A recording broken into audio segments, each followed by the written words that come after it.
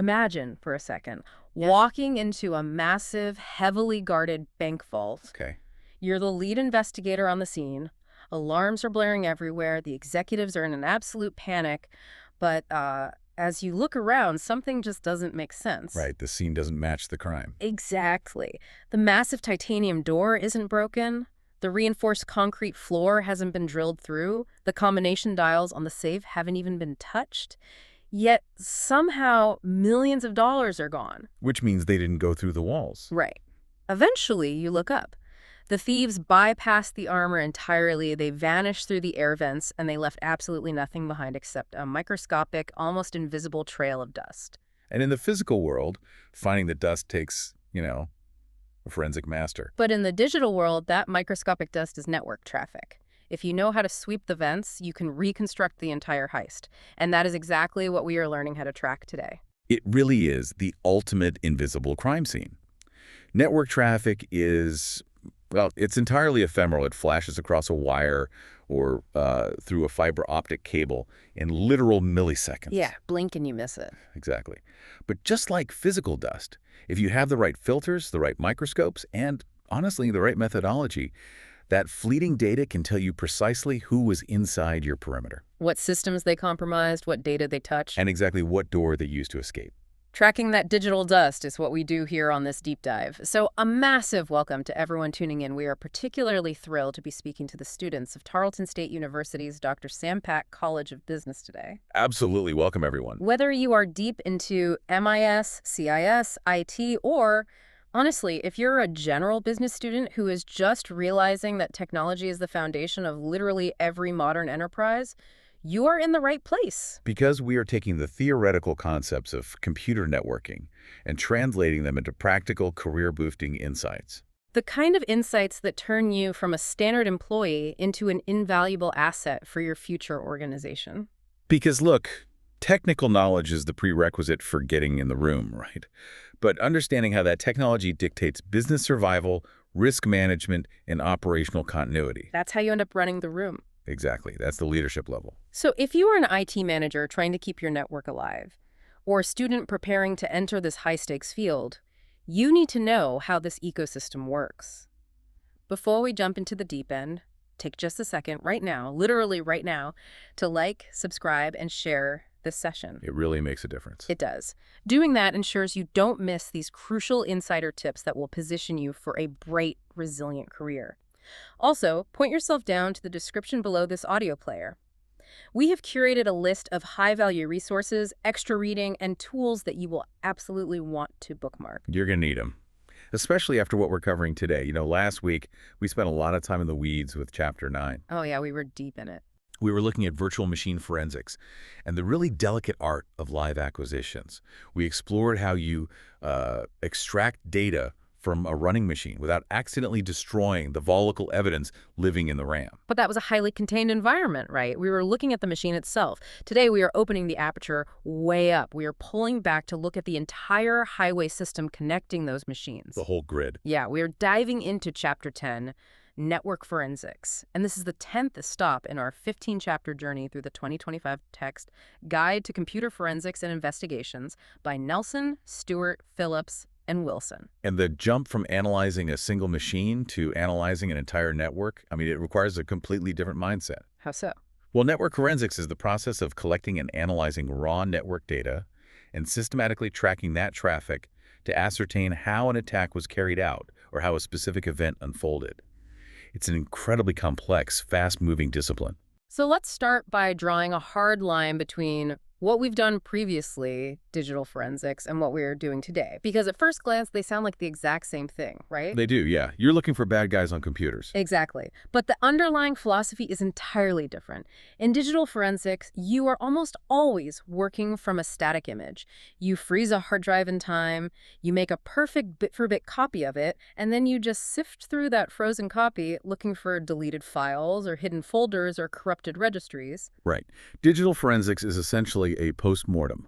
The attack is over, the patient is on the operating table, and you are examining the static remains to determine the cause of death. You are looking at code that is completely dormant, But network forensics is not dormant. Not at all. If you just look at a frozen, dead piece of malware on a hard drive, you can't see what it actually does to a network. So the methodology shifts. You actually have to restore that compromised drive. You have to put the malware into a live running environment to watch it operate. This is the defining characteristic of this field. You are shifting from static analysis to dynamic analysis. Okay, I have to admit, that sounds completely reckless. I know it does. I mean, if I already have an exact frozen copy of the compromised hard drive, and I know it contains like a vicious piece of ransomware or a backdoor Trojan, why go through the massive hassle and risk of restoring it and letting the malware wake up? Well, Isn't that quite literally taking a captured, highly dangerous bank robber, putting him back in a bank, and saying, okay, show us how you robbed the place? when you put it like that, it sounds like an incredible liability. It really does. But your analogy actually highlights exactly why we have to do it. Let's say you capture that bank robber. You search his pockets, and you find a highly complex, custom-made lockpick. That is static analysis. Okay. You know he has a tool. You know what the tool looks like. But you don't know which specific lock in the bank that tool is designed to open. You don't know if he works alone, or if that lockpick is designed to open a door to let 5 other guys in. Ah, I see. Looking at the code doesn't tell you the target. Precisely. Sophisticated malware is specifically engineered to hide its true intentions when it isn't running. It uses techniques like code obfuscation, packing, and heavy encryption. So it just looks like gibberish. Yeah, if you look at it statically on a hard drive, it might just look like a block of random, meaningless data. But when you restore that drive in a highly controlled, tightly monitored live environment, what we call a sandbox, the malware is forced to wake up to do its job. It decrypts itself in the memory. And the moment it wakes up, it starts generating network traffic. Exactly. To understand the full scope of a breach, you have to watch the malware try to communicate. You need to see if it reaches out over the internet to a command and control server. A C2 server, right. Right. You need to watch it try to ping internal databases to see if it's looking for payroll information or proprietary source code. You have to observe if it's trying to spread laterally to other machines on your subnet. And you can't see any of that if it's just sitting frozen. You cannot see any of those network behaviors by staring at dead encrypted code on a static drive. You have to let the robber try to make a phone call so you can trace the number he's dialing. That makes perfect sense. But letting a piece of malicious code run wild requires extreme discipline. I mean, you don't just plug the infected server into the wall and hope for the best. Oh, absolutely not. It requires rigorous adherence to standard operating procedures. The margin for error is 0. This is why organizations rely heavily on established frameworks, particularly the guidelines set forth by the National Institute of Standards and Technology, or NIST. NIST comes up all the time. They are the gold standard. They publish a very specific protocol called the Guide to Integrating Forensic Techniques into Incident Response. Let's break down the standard 5-step procedure that stems from these frameworks, because this feels like a blueprint that every business student, IT manager, and system administrator needs to memorize. It really is. It's the operational checklist for a crisis. Step 1. Always use a standard installation image for systems on a network. Now, this step actually happens long before an attack ever occurs. This is foundational network management. If you have an accounting department with 50 employees, every single one of those laptops should be built from the exact same master blueprint. The standard installation image. Right. Same operating system version, same applications, same baseline configurations. Why is that uniformity so critical for forensics, though? Because of the baseline. Finding a needle in a haystack is incredibly difficult, but it's much easier if you know exactly what the haystack is supposed to look like. That's a great way to put it. If every accounting computer is identical and one of them gets compromised, you have a perfect clean reference point. You can instantly compare the infected machine to the standard image. And anything that is different, a new hidden file, a modified system registry, stands out immediately. But if everyone just downloads whatever they want... If every employee is allowed to customize their machine, install their own random software, and tweak their own settings, establishing a baseline of normal is impossible. Which means spotting abnormal is impossible. Exactly. Moving to step 2 of the procedure. Fix any vulnerability as quickly as possible after an attack. Now, this sounds almost laughably obvious. Of course you fix the hole. But in the chaos of a live breach, I imagine this gets overlooked. You would be shocked at how often this happens. When an intrusion is detected, The immediate human reaction is panic and investigation. Management wants to know what was stolen, legal wants to know if they have to disclose the breach, and IT is frantically trying to trace the attacker's steps. Everyone is running around with their hair on fire. Right. And in all that chaos, they forget to actually patch the flaw that allowed the attacker in. They are so busy examining the water on the floor that they forget to turn off the faucet. That is exactly it. And sophisticated attackers know this. They will often use an initial breach to drop a backdoor into your system, expecting that you will eventually discover their first entry point. Oh. So if you don't fix the underlying vulnerability immediately, you are essentially leaving the door wide open for a secondary attack, or allowing the attacker to continuously exfiltrate data while you are busy investigating. You have to stop the bleeding first. Containment precedes investigation. Containment precedes investigation. That's a huge takeaway. Okay, so once you stop the bleeding, you move to step 3. Attempt to retrieve all volatile data. We touched on this heavily when we discussed live acquisitions, but this is the data that evaporates the second the machine loses power. RAM is volatile memory. It requires constant electricity to hold data. Things like active network connections, running processes, the routing tables, the ARP cache, all of this lives in the RAM. So if someone unplugs it, If an IT tech panics and just unplugs the server from the wall to stop an attack, they are instantly wiping out the most valuable forensic evidence available. The active connection to the attacker's computer is gone. The decrypted version of the malware running in memory is gone. You must capture this volatile data while the system is still running. Then step 4. Acquire all compromised drives and make a forensic image. right, so once the volatile data is safely captured, then you can power down. But you never, ever conduct your forensic analysis on the original compromised hard drive. You use a write blocker, right? Yes. You remove it, you use a hardware write blocker to ensure you cannot alter a single byte of data, and you make a bit-for-bit perfect copy of forensic image. The original drive is then logged, sealed, and locked away in a safe as pristine, untouched legal evidence. Your entire investigation happens on the copy. Which brings us to the final step. Step 5.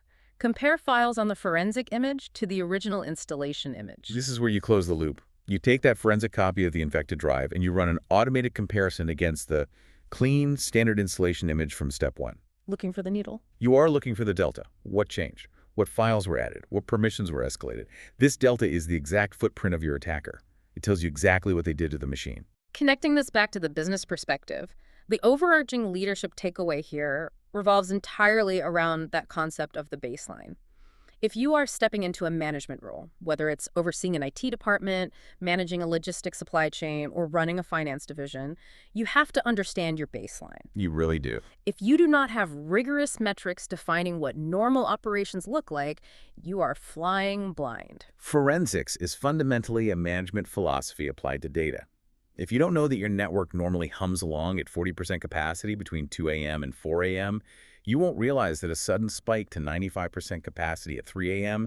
is a crisis. Right. You just think, oh, the servers are busy. Exactly. When in reality, it could be an attacker quietly zipping up your entire customer database and shipping it out the back door. You cannot manage what you have not measured. Understanding how to systematically investigate an attack is critical, but it naturally leads to a much bigger question. If we know exactly how they get in and we know exactly what they do, how do we build the walls higher in the first place? And more importantly, why do those massive, expensive walls so frequently fail from the inside out? That brings us to the architecture of security itself. In the defense sector, there's a concept that sounds like it was pulled straight from a military strategy manual. Defense in depth, or DID.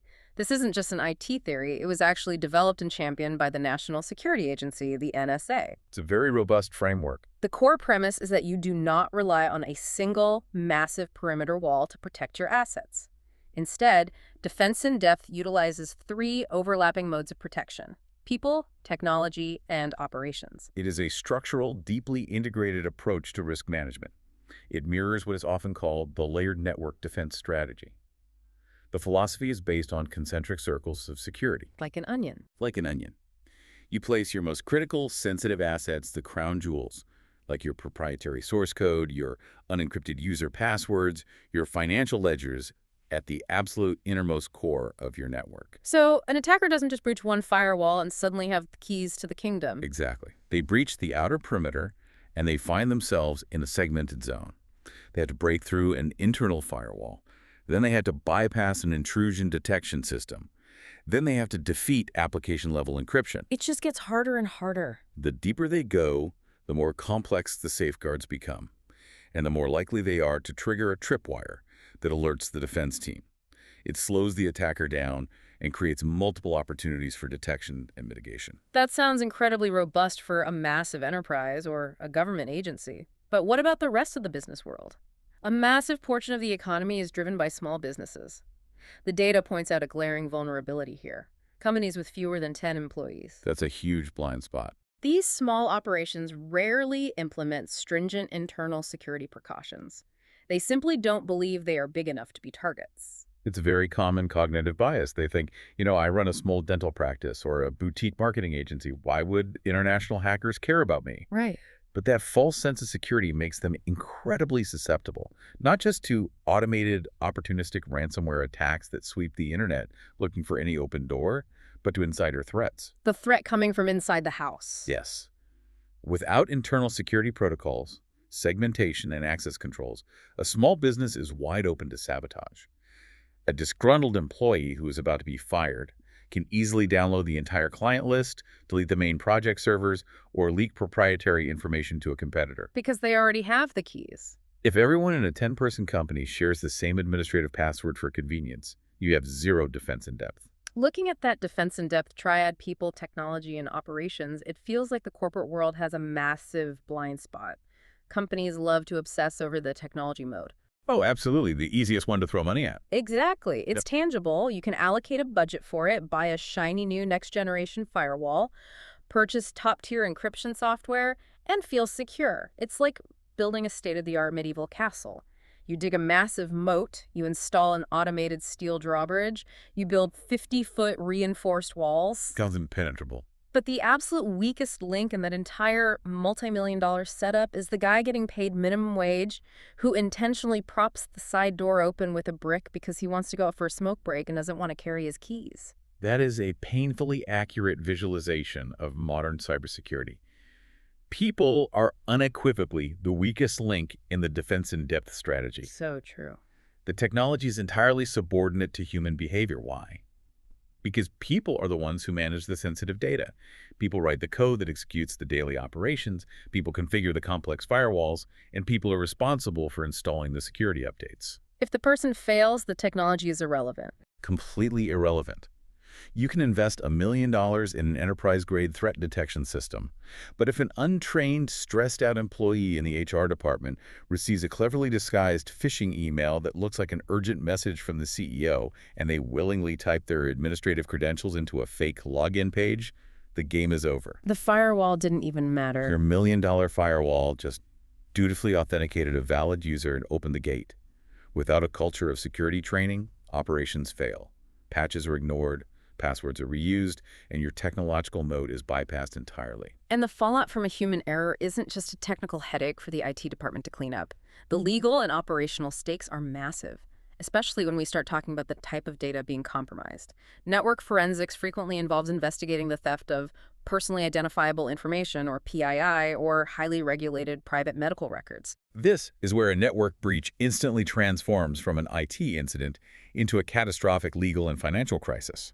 When PII or medical data is involved, forensic investigators and business managers have to navigate a labyrinth of jurisdictional laws. Because the internet doesn't care about state borders, but the law absolutely does. Precisely. Let's say your company is headquartered in Texas, but your cloud servers are physically located in California, and you suffered a breach involving customer data from all 50 states. What a nightmare. The laws governing how you must handle that data recovery, who you must notify, and the timeline you must follow can be radically different from state to state. California's privacy laws, for instance, are notoriously stringent and carry massive financial penalties for mishandling data or failing to disclose a breach properly. So if you have an uneducated IT team or a management team that hasn't integrated legal compliance into their incident response plan, they could actually commit massive regulatory violations while they are trying to investigate the breach. They could accidentally mishandle the forensic evidence in a way that violates a specific state's privacy laws, compounding the disaster. The investigation itself becomes an enormous corporate liability. For any future business leader, the reality is stark. You cannot buy your way out of the human element. Throwing endless capital at software solutions will not save you if you do not invest heavily in your team's security culture. You have to train your people constantly, test their awareness, and build operations that account for human error, because they are the ones guarding the gates. A robust, continuous security training program is statistically the best return on investment a company can make in its IT budget.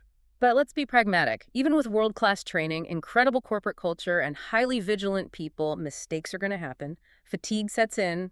Social engineering tactics are becoming terrifyingly sophisticated with AI. It's inevitable. When that side door inevitably gets propped open and the attacker slips inside the castle walls, how do we find them? The only way to know who walked the halls is by checking the security cameras.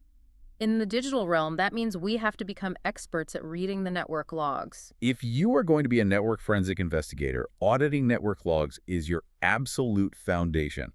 Without logs, you are operating entirely in the dark. Let's break down what these logs actually are. These aren't manual journals someone is typing out, right? These are automated records constantly being generated by every major piece of infrastructure on your network. Servers, routers, firewalls, load balancers, they are all obsessively recording the traffic moving in and out of their interfaces. When we open one of these logs, what exactly are we looking at? Think of a log file as a hyper-detailed ledger of every digital conversation. If you look at a raw textual log file generated by a standard network device, it's going to provide several critical columns of data. Like a spreadsheet. Exactly. It logs the exact timestamp down to the millisecond of the data exchange. It records the protocol being used, which dictates how the data is packaged and transmitted. It records the physical interface the data passed through. But the most important pieces of the puzzle are the origin and the destination. The digital addresses. Right. It logs the source IP address where the data came from and the destination IP address where the data is trying to go. But it goes one step further. It also logs the specific ports. Ports are fascinating because examining them provides massive clues about the nature of the traffic. An IP address gets you to the right building, but the port gets you to the specific apartment door. That's a great analogy. And certain doors are known to be dangerous if left unlocked. A specific vulnerability constantly called out in network security is port 23. Why does seeing traffic on port 23 make a security admin's blood run cold? Because port 23 is the default gateway for a protocol called Telnet. Telnet is a legacy network protocol designed decades ago to allow administrators to interface with remote devices over a network via a command line. It was revolutionary at the time, but it has a fatal flaw by modern standards. Telnet is completely unencrypted. It sends everything in plain text. Everything. Every keystroke, every command, and most dangerously, every username and password. If a network administrator uses Telnet to log into a core router to make a configuration change, their administrative credentials are sent across the wire in plain readable text. So anyone watching can just see it. If an attacker is sitting quietly on that network with a packet sniffer, they don't even have to hack the router. They just watch the traffic, read the password right off the screen, and walk in the front door. It's the equivalent of writing the combination to the bank vault on a giant whiteboard in the lobby. Exactly. This is why modern networks use SSH secure shell, which encrypts the connection. But if an attacker scans a corporate network and sees port 23 open and responding, their eyes light up. It's a beacon indicating legacy vulnerable infrastructure is still in use. Now, to truly understand the vast majority of traffic flowing through these ports, we need to understand the absolute workhorses of modern network communication. Transmission Control Protocol, or TCP, and Internet Protocol, or IP. We always hear them grouped together as TCP/IP. They are the foundation of the internet. They work in tandem. The IP layer handles the routing, it slaps the address on the envelope, and figures out how to navigate the massive web of routers to get the data from point A to point B. But IP doesn't guarantee it gets there, right? No, IP doesn't guarantee delivery. That is where TCP comes in. TCP is incredibly reliable. It takes a massive file, breaks it down into thousands of tiny data packets, numbers them, and sends them off. When they arrive at the destination, TCP ensures that every single packet arrives safely, requests retransmission for any missing pieces, and then seamlessly reassembles them in the correct order. Because networks are managing millions of these TCP/IP packets every second, human beings obviously can't monitor this manually. Administrators use massive, centralized monitoring tools to ingest all this data. We hear names like Splunk, Spiceworks, Nagios, and Cacti. These are essential administrative tools. They aggregate logs from hundreds of different servers and routers, normalize the data, and present it in visual dashboards. Giving you the big picture. They help admins monitor bandwidth utilization, hardware health, and general network flow. They can even be configured to automatically sever connections or shut down specific machines if traffic patterns look harmful. But here is where I get overwhelmed. If I am a forensic investigator and I know an attacker slipped past the firewall, staring at a high-level Splunk dashboard might not give me the granular detail I need. It won't. On the flip side, staring at an endless stream of raw TCP/IP data flowing across a command line interface feels like staring at the cascading green code in the Matrix.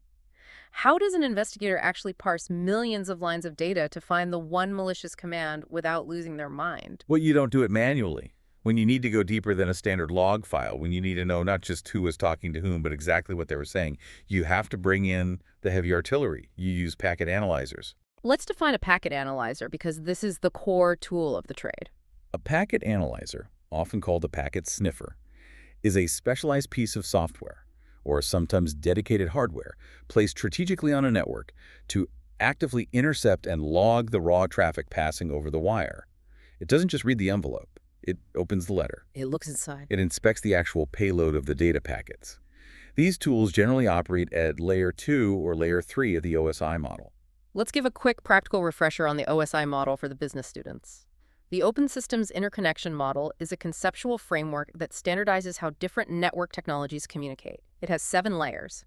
Layer 2 is the data link layer. This is the physical addressing layer, primarily dealing with EMA addresses, the unique hardware addresses burned into network interface cards. Layer 3 is the network layer. This is the logical addressing layer, dealing with IP addresses and routing. Perfect summary. A packet analyzer operates at these lower levels so it can capture the raw frames and packets before they are processed by the higher-level applications. When it captures this data, it needs a standardized way to save it for analysis. The universal industry standard for saving captured network traffic is the PCAP format, which stands for packet capture. Let's look at the specific investigative tools used to capture and dissect these PCAP files. A foundational tool that comes up constantly is TCP dump. Oh, TCP dump is an absolute classic. It is a highly powerful, wildly versatile command line packet analyzer. It allows an investigator to capture raw data packets moving across a specific network interface and save them into a libcap file format. And you can filter it right. You can apply incredibly complex filters to it. You can tell TCP dump to only capture traffic coming from a specific IP address or only traffic hitting a specific port, like our vulnerable port 23. The power is in the filtering. But even with filters, if you set TCP dump to capture traffic on a busy corporate server for a few days, that resulting output file is going to be gargantuan. It will be massive, hundreds of gigabytes, and trying to search through a 100 gigabyte text file is a nightmare that will crash most standard applications. This is a payroll and resource management issue. If you have a highly paid forensic analyst manually grinding through a massive text file for 3 weeks, you are burning thousands of dollars. You need secondary tools to make the data manageable. This is where a utility like TCP Slice becomes essential. TCP Slice is a lifesaver. It is designed to carve up massive libcap files into manageable chunks by specifying an exact time frame. So you don't need to look at the whole month. Right. If your intrusion detection system tells you that an anomaly occurred between 2:0 a.m. and 2:15 a.m. on a Sunday, you don't need to analyze the entire weekend's worth of data. You use TCP Slice to surgically extract just that 15-minute window from the massive capture file. It saves an immense amount of time and processing power. That makes the data manageable. But at the end of the day, working strictly in a command line interface, parsing hexadecimal output, is incredibly taxing. What if you want to actually visualize the data? Then you graduate to the most famous packet analyzer in the world, Wireshark. Wireshark is a GUI tool, a graphical user interface. It takes all of that dense, raw, matrix-style code and organizes it visually into easily readable panes. It color codes different types of traffic, translates hexadecimal data into readable ASCII text, and allows you to apply incredibly complex display filters with a few clicks. Wireshark has a specific feature that feels like digital time travel. Rebuilding a TCP session. Why is rebuilding a session the ultimate goal for an investigator? Because looking at isolated packets is like trying to read a book by looking at random letters scattered across a floor. An attacker executing an exploit or downloading a stolen database is sending a stream of data that gets broken up across hundreds or thousands of individual TCP packets. So they are all out of order. By using Wireshark to rebuild the session, often called following the TCP stream, the software strings all those individual packets back together in the exact chronological order they were transmitted. You rebuild the book. Exactly. You can literally read the digital conversation. If it was an unencrypted telnet session, you can see the attacker type their username, type their password, issue the command to compress a database, and execute the download. It reveals the entire narrative of the breach, showing you the exact command sent and the exact data returned by your server. That is profound threat intelligence. And Wireshark isn't just a purely forensic tool, it has high-level administrative functions as well. It can instantly generate statistical analyses like top 10 lists. You can generate a report showing the top 10 external websites visited by users on your network, or the top 10 internal IP addresses generating the most bandwidth. Which is fantastic for spotting anomalies quickly. If one workstation is suddenly generating 40% of all outbound traffic, you know exactly where to start looking. Which perfectly sets up the next titan of network security, Snort. Snort is described as an open-source powerhouse. Snort is legendary in the cybersecurity community. It is a Linux-based tool that acts as both an intrusion detection system, or IDS, and an intrusion prevention system, IPS. It is incredibly lightweight but wildly powerful. It doesn't just passively record traffic like a basic sniffer. It actively inspects every incoming packet against a massive, continuously updated database of rules. It's comparing the traffic to known malicious signatures. Exactly. It's looking for the specific fingerprint of known malware or the recognizable behavior of a port scanner sweeping your network. Snort operates in 3 specific modes depending on what you need it to do. Let's walk through those 3 modes. The first is sniffer mode. In this mode, it simply reads the packets passing across the network and displays them continuously on your screen. It's a real-time monitor. Just watching the river flow by. Right. The second is packet logger mode. Right. Instead of just displaying them, it actively saves the packets to the disk, creating a log directory that you can analyze later. And the third mode is where it earns its reputation. The third is network intrusion detection mode. This is the most complex and powerful. In this mode, Snort cross-references the live network traffic against a customized set of rules you have defined. If a packet matches a malicious signature, say, the recognizable payload of a known SQL injection attack, Snort can instantly trigger a high-priority alert to the administrative team. Or it can actually block it, right? Yes. If configured as an IPS, it can actively drop the packet and block the attacker's IP address in real time. Because it is open source and widely adopted, there is a massive community constantly writing new rules to defend against the latest zero-day exploits. So we have this incredible arsenal. TCP dump for capturing, TCP slice for carving, Wireshark for visual reconstruction, and Snort for active defense. But how does this integrate into the daily reality of business management and HR? Data is just data until human intelligence provides the context. Imagine a scenario where a tool like TCP dump reveals a massive, inexplicable spike in outbound traffic from a specific employee's IP address at 3:00 p.m. on a Saturday. The office is empty, the baseline is shattered. The packet analyzer has given you the what and the where, but the tool cannot tell you the why. And as a manager, the why dictates your entire response. If you just look at the spike and panic, you might fire an employee unjustly. You have to investigate the context. That massive data spike could mean the IT department scheduled an automated cloud backup that happened to route through that specific workstation subnet. It could be a totally benign system process. Right. It could mean the software development team deployed a custom program with a memory leak that is looping and generating garbage traffic. Or it could mean that the employee came into the office on a Saturday to illicitly download the company's proprietary client list onto a hard drive before going to work for a competitor. This is where forensics intersects with organizational leadership. You use the network data to trigger a targeted, discrete investigation. You correlate the network logs with building access logs to the employee badge in on Saturday. You check the Active Directory where they logged into their account. You use the tools to guide the human inquiry. All of these tools and techniques are incredibly effective when you are dealing with a standard physical network. You have physical routers you can point to, hardware switches you can touch, and Ethernet cables you can trace through the ceiling. You can physically plug a packet analyzer into a switch port. But the technology landscape has fundamentally shifted. What happens to the forensic investigator when the physical wires disappear, the hardware is abstracted, and the entire network exists entirely as a simulation inside a server? That transition represents one of the greatest challenges in modern digital forensics. When the physical layer vanishes, the complexity skyrockets. Welcome to the Phantom Menace, investigating virtual networks. We have discussed virtual machines before running Windows inside a window on a Mac, for example. But virtual networks introduce a completely new architecture. You are creating simulated switches, simulated routers, and simulated firewalls that connect these virtual machines together, all living entirely as code inside the RAM of a single physical server. And because they are simulated, they don't play by the same physical rules. The most critical difference revolves around how these virtual switches handle traffic.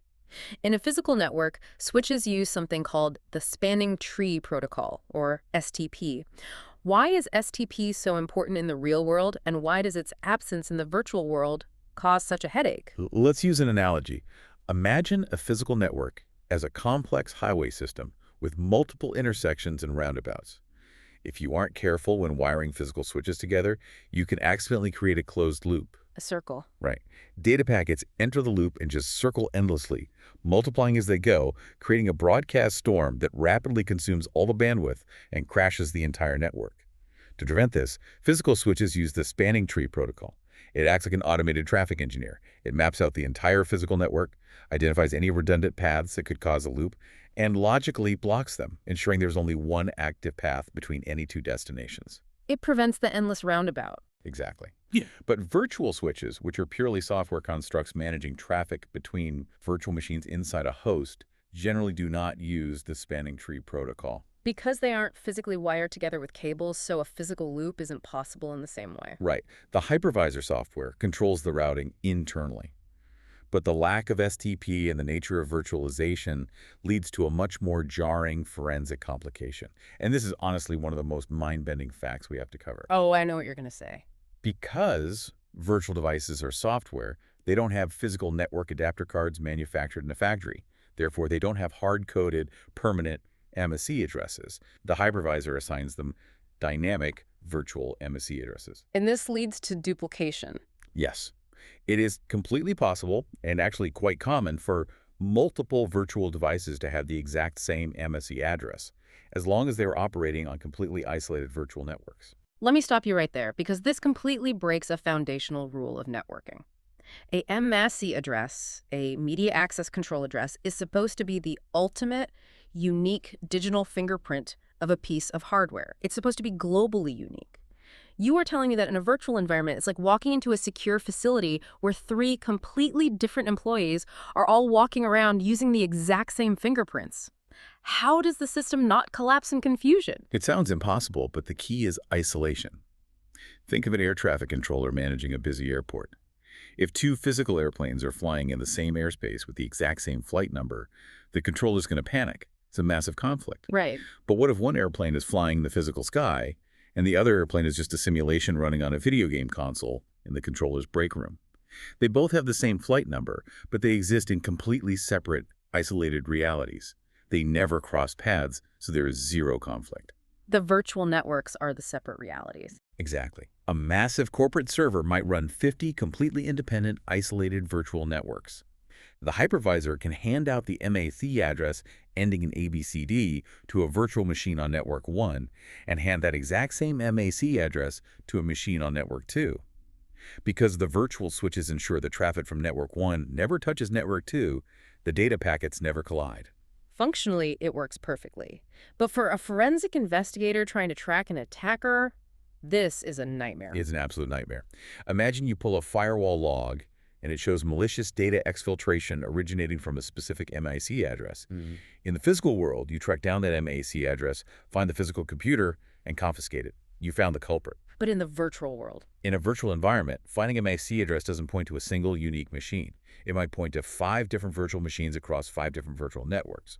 You have to correlate the MAC address, the IP address, the hypervisor logs, and the exact timestamp to figure out which specific virtual reality that MAC address belonged to at the exact moment the crime occurred. And this forensic complexity scales up exponentially when we move from local virtual networks to massive enterprise cloud environments. The defining characteristic of cloud computing is its elasticity. Resources are not static. Cloud environments are designed to be highly volatile. A company like Amazon Web Services or Microsoft Azure hosts thousands of different corporate networks on massive physical server farms. When a company experiences a surge in web traffic, the cloud automatically spins up 50 new virtual web servers to handle the load. Oh. When the traffic dies down, those 50 servers are spun down, deleted, and cease to exist. The infrastructure is constantly shape-shifting. Which is brilliant for cost efficiency, but devastating for forensics. An advanced attacker can infiltrate a cloud environment, spin up a rogue virtual machine, use it to launch a devastating internal attack against your databases, and then delete the virtual machine minutes later. Poof, gone. The physical hard drives in the Amazon data center are still there, spinning away, but the specific virtual machine, the actual digital crime scene, has been completely eradicated. So how on earth do you investigate an attack when the room the crime occurred in has been erased from existence? You cannot rely on traditional static analysis. You cannot take a forensic image of a machine that no longer exists. You are forced to rely entirely on the network traffic. You have to intercept the data at the hypervisor level. Tools like Wireshark and Network Miner are capable of analyzing traffic captured from virtual switches, but the reality is that the forensic community is in a constant arms race. As cloud architectures become more abstract, moving from virtual machines to even smaller, more ephemeral structures like containers and serverless functions, new, deeply specialized forensic tools are desperately needed. We are continuously playing catch-up. Let's bring this highly theoretical cloud concept down into a real-world, highly relevant application. Let's look at the computer labs right there at Tarleton State University. An IT instructor in the College of Business might need to teach 4 entirely different cybersecurity classes in a single day in the same physical classroom. One class is focused on ethical hacking, another on Windows Server administration, another on Linux forensics. If the university had to purchase a dedicated physical desktop computer for every single operating system every single student needed to learn, the College of Business would bankrupt itself on hardware alone. Precisely. The budget would explode. So, to solve this, the instructor utilizes a Type 2 hypervisor. Let's quickly define the difference in hypervisors. A Type 1 hypervisor, often called a bare metal hypervisor, is an operating system designed purely to run virtual machines. It installs directly on the hardware of a server. Tools like VMware, ESXi, or Microsoft Hyper-V. They're highly performant, but complex and expensive, usually reserved for enterprise data centers. Okay, and a Type 2. A Type 2 hypervisor, however, is a hosted hypervisor. It runs as a standard software application on top of a normal existing operating system. Think of programs like Oracle VirtualBox or VMware Workstation running on top of a standard Windows 10 desktop. It's much more accessible. So, the instructor installs VirtualBox on the existing lab computers. Inside this Type 2 hypervisor, they create a closed, password-protected virtual network. Within this virtual sandbox, they spin up multiple virtual machines, Kali Linux for the students to use as an attack platform, the Metasploitable framework to serve as a deliberately vulnerable target, Windows 10 for endpoint analysis, and Windows Server 2016 for Active Directory practice. It is an incredibly elegant solution. It creates a complete, functional microcosm of an enterprise network on a single machine. Multiple students can sit down at the same physical computer across different class periods and launch highly destructive malware, practice aggressive network forensics, and try to hack into each other's systems. Kind of totally safe. And they can do it safely because the virtual network is entirely isolated from the university's actual physical campus network. The malware cannot escape the sandbox. And when the class is over, the instructor simply clicks a button to revert the virtual machines back to their pristine baseline state for the next group of students. The business application here is crystal clear, and it all comes back to ROI. Cost efficiency drives technological implementation. Utilizing a Type 2 hypervisor on existing, depreciated lab hardware, rather than requisitioning expensive, dedicated bare metal Type 1 servers, solves a massive logistical constraint while staying within an academic budget. For the business students analyzing this, you must realize that every major tech architecture decision, even designing an isolated cybersecurity training lab, is ultimately a financial decision. You are constantly balancing the technical requirements against the fiscal reality. Absolutely. Technology is a tool that serves the business objectives. It does not exist in a vacuum. Which provides us with a perfect pivot point. Because whether your network is a physical corporate headquarters, a massive decentralized cloud environment, or a simulated training lab on university campus, it is under constant, unyielding siege. We have mapped the battleground. We've examined the forensic detective tools used to sweep the vents. Now we need to examine the actual weapons the enemy deploys. And, more excitingly, we need to look at the elaborate traps we can set to catch them in the act. We are entering the active war zone. Welcome to the Rogues Gallery. Attacks and deceptions. Network investigators deal with a massive spectrum of threats, but certain attacks are foundational. Let's start with a blunt force instrument, the denial of service attack. More specifically, the distributed denial of service attack, or DDoS. The objective isn't necessarily to steal data, but to cause catastrophic operational downtime. How does a DDoS practically function? The mechanism is brutal in its simplicity. A standard denial of service attack involves one computer trying to overwhelm a target server by flooding it with millions of rapid-fire requests. The server tries to answer all the requests, maxes out its processing power, and crashes. But one computer can't usually take down a big server, right? No, a single computer usually doesn't have enough bandwidth to take down a massive corporate server. A distributed denial of service attack, however, is a massive, coordinated assault. The attacker brings an army. Yes.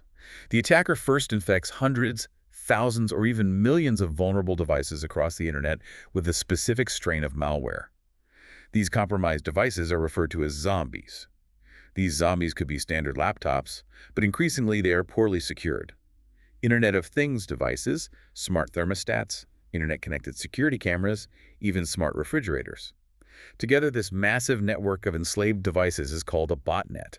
The famous Mirai botnet, for example, enslaved hundreds of thousands of webcams. And the owners of these webcams and refrigerators have absolutely no idea their device has been weaponized. None. They just think their camera is acting a little glitchy. But the attacker sits at a central command and control server and issues a single command. Instantly, all 500,000 zombie devices simultaneously start flooding a single target server, say, a major bank's website with traffic.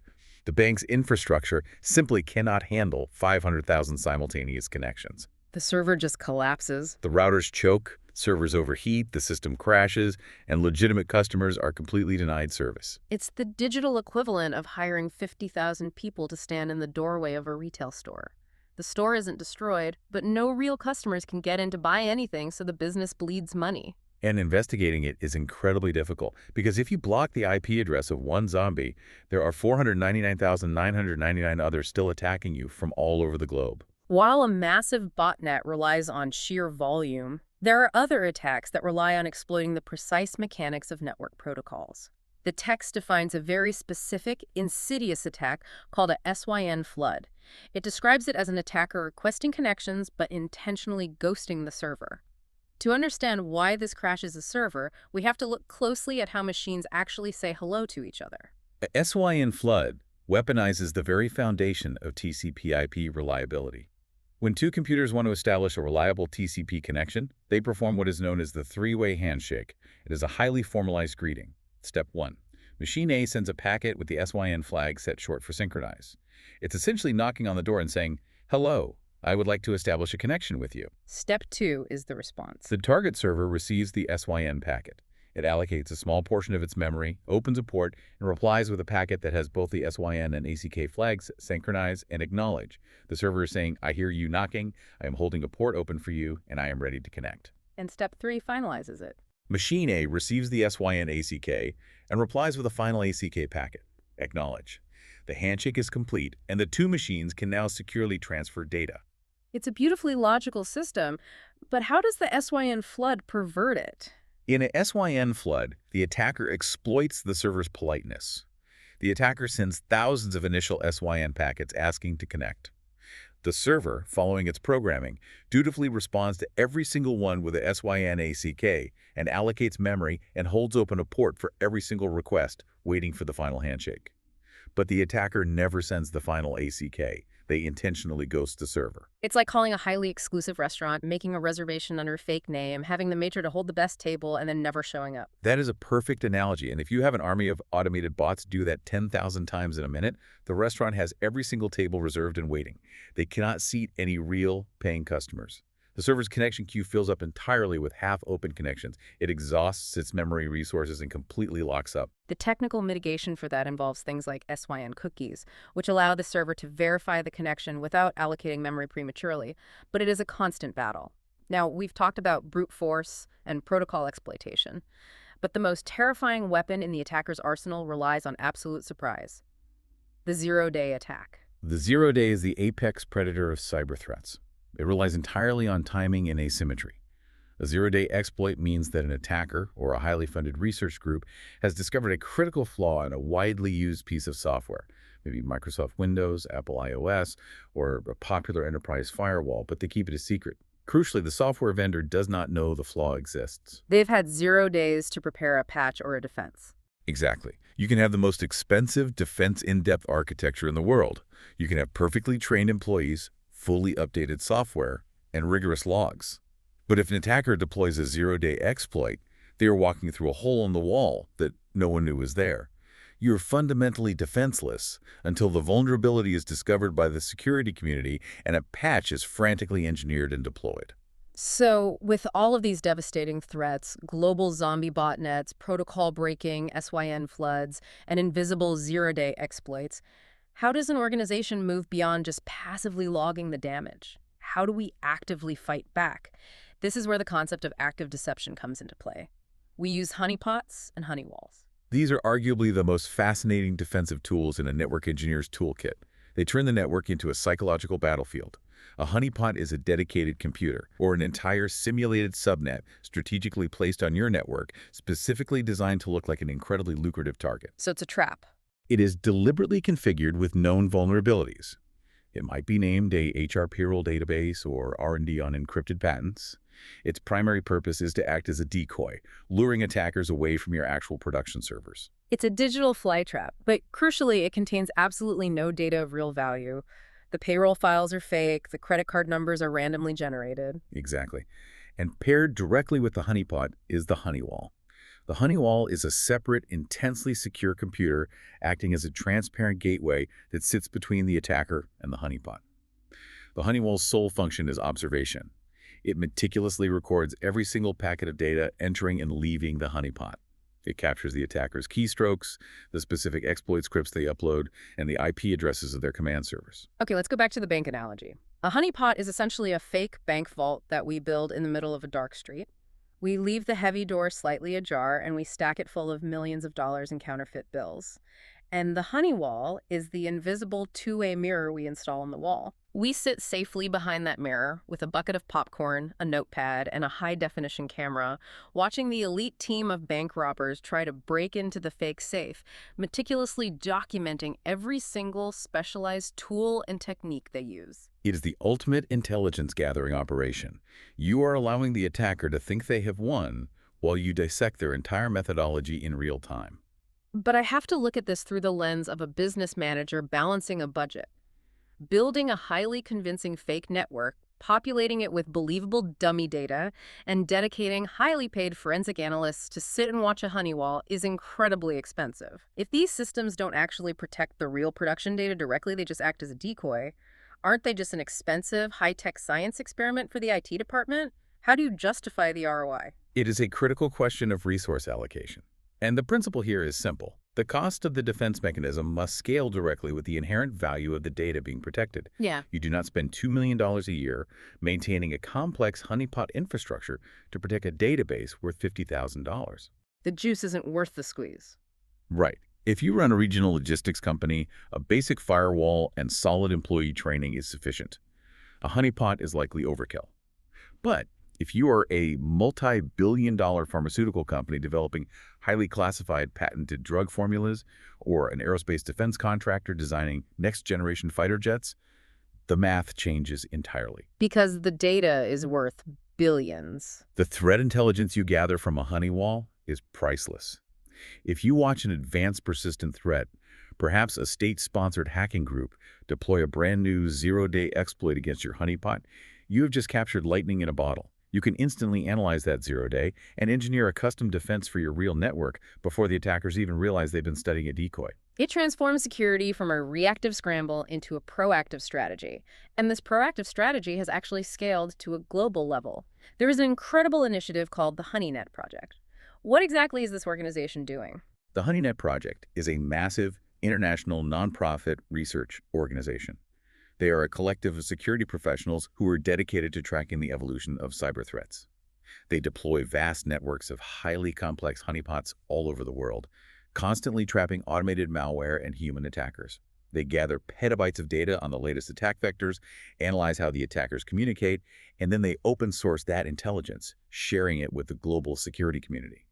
They are actively trying to turn the tables, studying the predators to build better defenses for everyone. Before we wrap up this massive deep dive, let's bring it back to the individual level. We talked about those massive DDoS botnets where innocent people's devices are turned into zombies.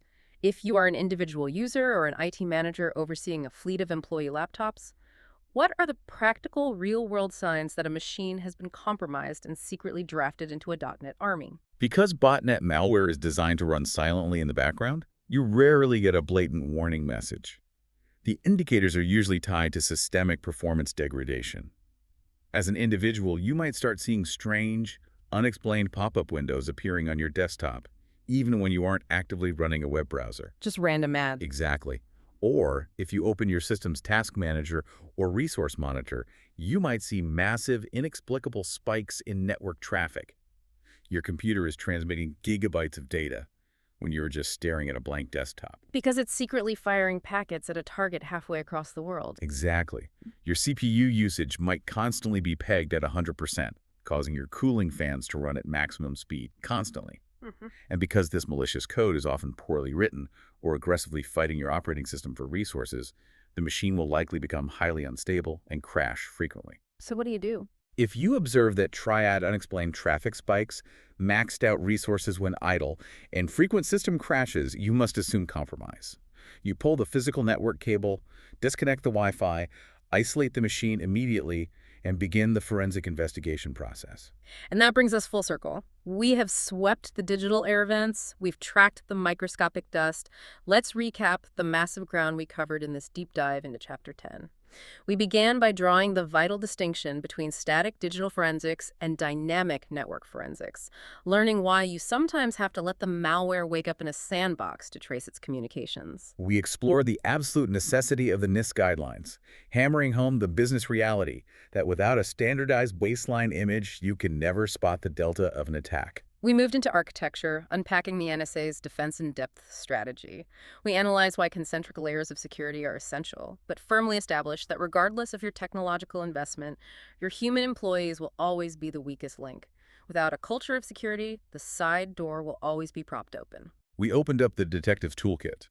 We looked at the raw ledger of log files, the dangers of unencrypted protocols like Telnet on port 23, and how the TCP/IP handshake governs data delivery.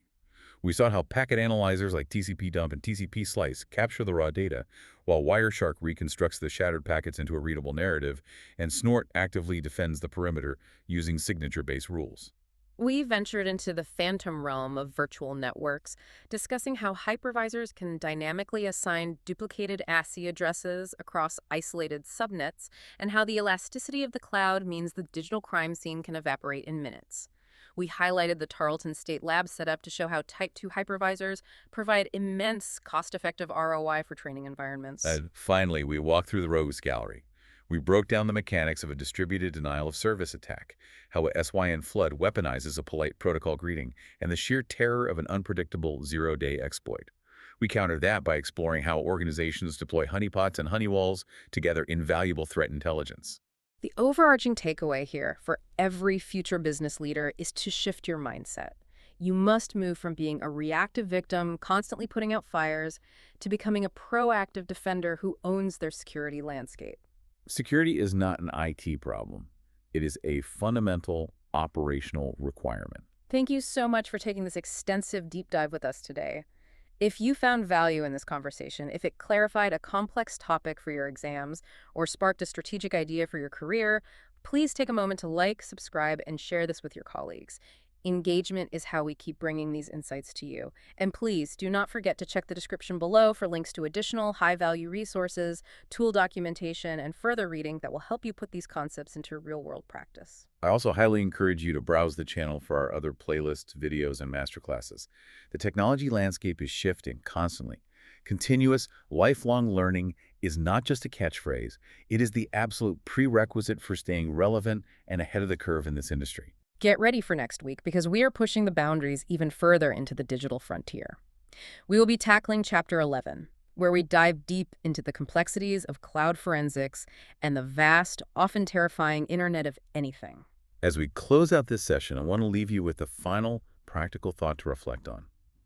As you look around your immediate environment right now, look at the smartphone in your hand, the laptop on your desk, and the smart TV on your wall, the connected thermostat in your hallway.